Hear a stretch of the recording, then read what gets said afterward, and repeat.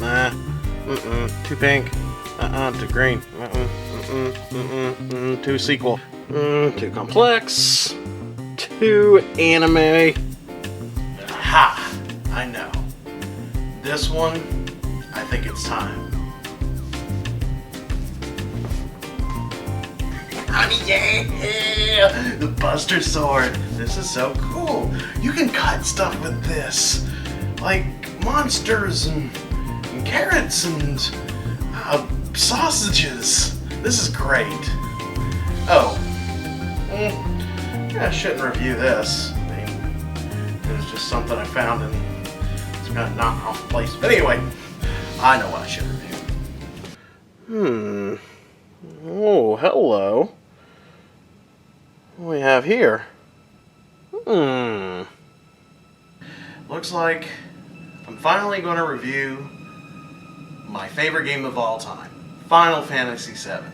So, this video is going to be long anyways, folks, so instead of me making a big crazy skit or say some funny stuff, I'm just going to go ahead and go straight into the review, though I just probably just did that. Anyway, that's not the point. Point is, this is Final Fantasy VII, and we're actually going to look at the PS4 version. This is actually my original PS1 copy. So, without further ado, let's get the show started. The game machine starts now! When we talk about our favorite games of all time, of course, people talk about the usual suspects. Zelda, Mario Brothers, Skyrim, and if you happen to love one of these games, sometimes people say you're a fanboy or you're just following a crowd. But for me, I saw the excitement in magazines when it was coming out and had no idea what Final Fantasy was, much less that there were 7 games in the series. The name Squaresoft stuck out to me because I had played Super Mario RPG, which was my first role-playing game. It was coming out on this new system called the Sony PlayStation. I knew I wanted it because I had Mega Man X4, and as most of you know, I'm a huge fan of Mega Man. Final Fantasy VII was one of those games I did ask for in 1997, and of course, the console itself. I would admit, at first when I tried it, I wasn't impressed.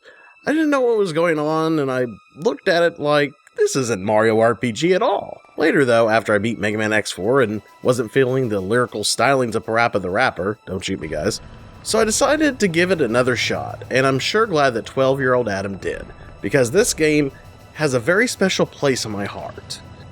Let's take a look at one of the many games that has shaped me as the gamer I am today.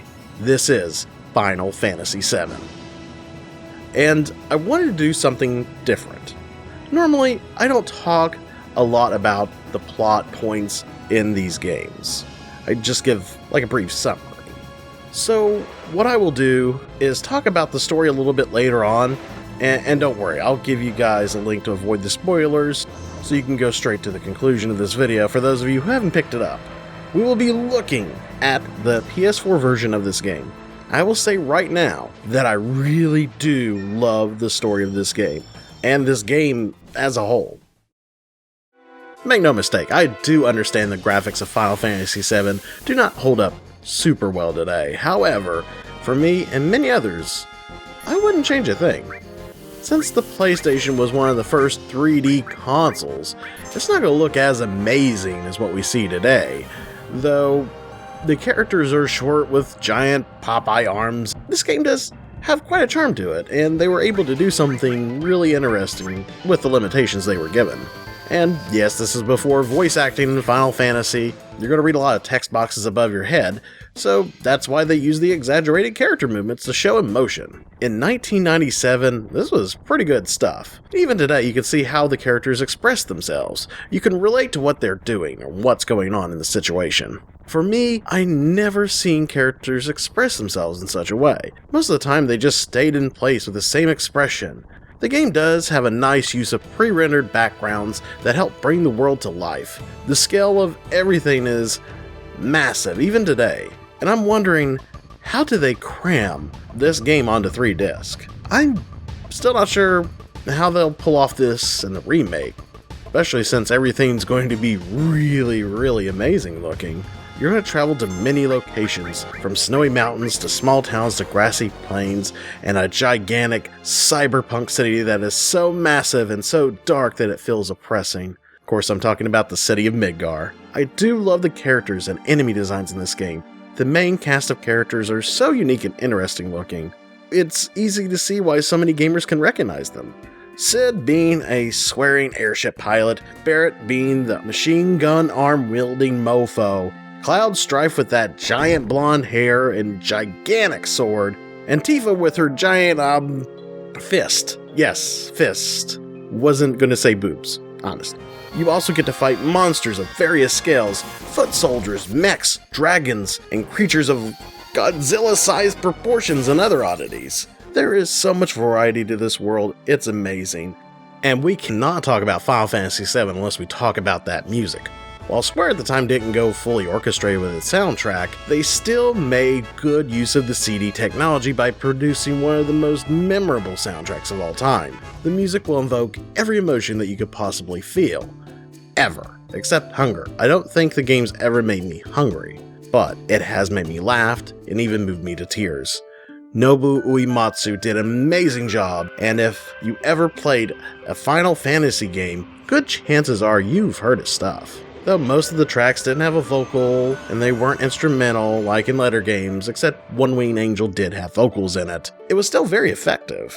Altogether, this makes a very aesthetically pleasing package. If you can overlook the fact that the game is 20 years old when it comes to the graphics, if you can appreciate the art style, and just the way everything sounds and looks, there's a lot to it.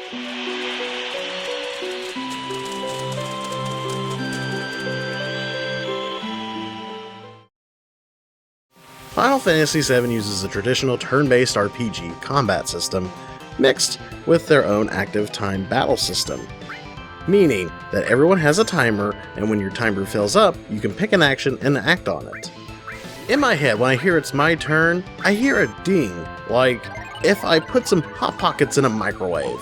Oh, wait, I just said the Final Fantasy VII, the music never made me hungry. My bad, I guess it does. It does invoke every emotion. And hunger to play this game you should be, because there's a lot to do here. It's one of my favorite gameplay systems that allows the user to customize their party however they want, but yet still requires strategy and battle to beat enemies. And it's all thanks to these magic orbs called materia. Materia allows its user to use different types of magic, from types you cast, types that allow you to summon monsters, types that give you special abilities, enhancements, and other boosts. With the varieties, you can have limitless possibilities, and even some materia you can combine with others to boost, such as all materia. Equip that with Cure, and it will allow you to heal the entire party at one time instead of individually. Or elemental materia. Equip lightning materia to your armor, plus that materia, and your character will be resistant to lightning attacks, or maybe even heal yourself. Of course, you do get weapons and armor and accessories that can help you against status effects and materia slots for your equipment, which means the more slots means more materia you can equip, which means more sweet materia bling bling, if you know what I mean. I mean, materia, you know, the shiny magic rocks. Okay, good. Glad you know what I mean now. High five? No? Okay, cool. We're cool. Yeah, alright. But when enemies attack, there is only so much abuse our spiky young blonde protagonist can take and his allies. That's where limit breaks come in. Get hit enough times and a gauge will fill up and allow you to unleash powerful attacks and abilities that can help you in battle, such as the amazing Omni Slash. All bow before the power of Omni Slash. Omni Slash. Omni Slash. Omni Slash.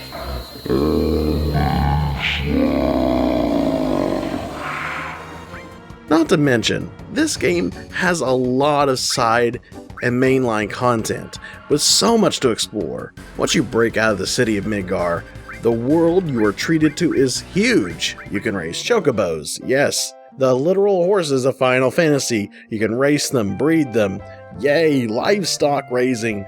You can unlock vehicles like airships and a plane boat. Yes, a plane that is a boat that you can use to travel in water. Thanks, plane boat. I could go on and on and on, though the game can be a little grindy sometimes, but with the PS4 version it makes it stupid easy to get through it with some of its cheat functions. You won't be invincible or immune to status effects, but it does auto-generate health, MP, also gives you infinite limit breaks, you can run at 3 times speed, and you can even turn off random encounters. It makes any second, third, or 100th playthrough much easier. However, if it's your first time playing, don't cheat yourself, play it the way it was meant to be. Kick it old school. This game has so much going on that you will be blown away. Now, before we continue with the rest of the review, you can click here to skip most of the story spoilers. So if you don't want it ruined for yourself, click here. You have a few seconds to comply. Okay, ready? Here we go. Now, there have been lots of debates within myself about what is my favorite game of all time, and Final Fantasy VII keeps coming up. Why is that? Other than the things I've mentioned above, the story is what I hold the most dear. You start out as a super soldier who was a part of a group called Soldier named Cloud, and you joined a rebel group called Avalanche.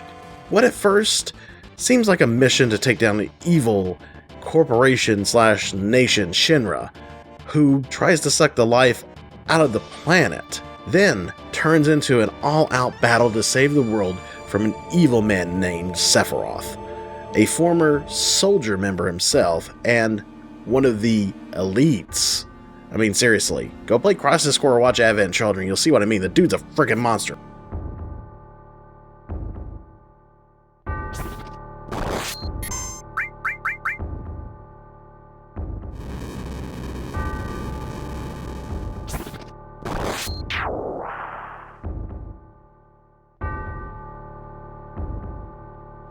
He plans on using a materia known as the Black Materia to summon a huge meteor to destroy the Earth and absorb the planet's life force and become a god.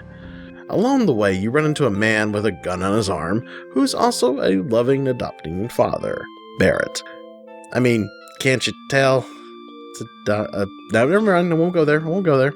A childhood friend and Tifa, who's a potential love interest.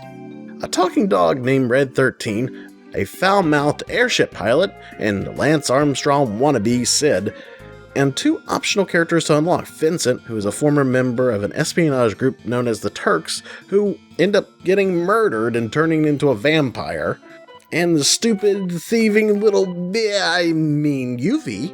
Oh, and one big vital character known as Eris, who is a part of an ancient race known as the Cetra, who are supposed to help find the Promised Land. Alright. I get it. I know you guys are going to have some beef with me here. I know that the canonical name now is Aerith. And I know that they changed her name, but come on, really? To me, saying it with the sounds like they named her with a lisp. I know. I'm probably the only one that's stuck and hung up on this, and I don't care what you think. It's because if I'm wrong, I don't want to be right, or however that goes. Anyways, for me, it's Eris, and it's always going to be Eris. So, sorry if that bugged you. You can write in the comments how much you hate me, but seriously, for me, she's always going to be Eris. Eris, and no, I'm not going to correct myself because nostalgia is what drives me. Must use the white materia known as Holy Magic to stop Sephiroth and his plan to summon Meteor. And also, Sephiroth is the biggest mama boy in video game history. He once murdered a whole town just to steal an alien life form who happened to share his DNA cells with, and cut off its head and jump into what is known as the live stream, basically a river of souls, to save his mommy. Yep, true mama's boy. This story is incredibly deep, and this game makes you care about the characters and learn about each of the members of your party through mainline and optional side quests. Lots of characters have a horrible past, most of them involving losing precious loved ones. When creator Hironobu Sakaguchi stated in an interview that the theme of Final Fantasy VII was life, and when creating Final Fantasy VI, his mother passed away, and he wanted to attempt to, and I quote, analyze life in a mathematical and logical way. My approach in overcoming this grief I experienced. You can see throughout the game, everyone deals with loss of family, friends, homes, and more. You, too, as the player, will also feel lost yourself, and I did. One of the most talked about scenes in video game history happened here. When you go find Eris, or Aerith, or whatever you want to call her, you will see her praying in a temple to Holy to stop Sephiroth and Meteor.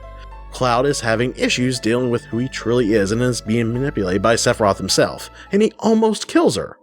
But because he resisted, Sephiroth, out of nowhere, jumps down with his sword ready, swoops in,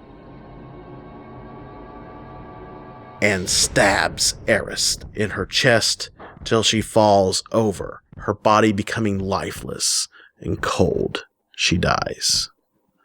This was the first time I experienced a real character death in a video game. I did see Zero die in Mega Man X, but he's a robot, and you bring him back in Mega Man X2, so there's really not much of an emotional pull there. The flower girl from the slums you've been with on this journey, and you've grown so close, and to see her life taken, just like that, by the heartless Sephiroth. Me, as a 12, 13-year-old hormonal boy, this was a very hard pill to swallow. Never before have I seen anything like this. I frantically looked at using Game Sharks to bring her back, looked up on online game FAQs, people making claims that you can get her back, because back then game FAQs was full of crap. But nothing really worked, except, bringing her back into the party, but it really wasn't the same. Going back and playing this game for review, and all the video I did for Final Fantasy VII month, those emotions still ran through me. When you hear the tragic story of Barrett and Dane and their hometown, Red 13 and his father didn't run away, but died fighting to protect him and his family. Sid, dream to go into space was ruined because he didn't want to kill somebody that he cared about the most.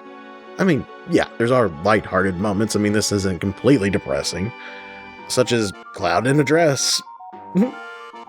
Okay, yeah, that's pretty funny. This game has great action and adventure. In fact, it's throughout most of the game. I know I made it sound like it's Depression City everywhere, but there is way more action and humor than a lot of the tragic stuff I mentioned. But it mixes in so well in making the world and characters feel alive and believable, even if it's a fantasy setting, and that Cloud is a skinny mofo who carries a giant sword big enough to kill a moose. I know, some of you look at Cloud as a whiny emo, but once you learn and see all the hell he's been through, and also learning that he is not who he thinks he is, yeah, I might be a little depressed too. Rambling on and on and on about it, you should just pick up the game for yourself. If you don't like turn-based RPGs, this is not going to change your mind. Maybe. Well, then again, it might. But this game is out on almost everything. PlayStation 1, PlayStation 3, via the PSN network, PS4, PC, and even smartphones. And there is a reason why this game is still so popular and has spun off so many prequels and spin-offs, and even a reboot now. People love the characters, the story, and the world of Final Fantasy VII. And it's a world we want to come back to and visit. Sure, we've had some hard times on our journey, but looking back at all the fun and the adventure we had, along the way, it was all worth it. This game has a special place in my heart. If it has for you, please let me know in the comments down below. Share with me your stories about Final Fantasy VII. What did you love about it? Or what you may have not liked about it, like the damn Yuffie, the thieving little cunning thief ninja girl. Thank you all for watching. Have safe travels. Till we meet again, game on.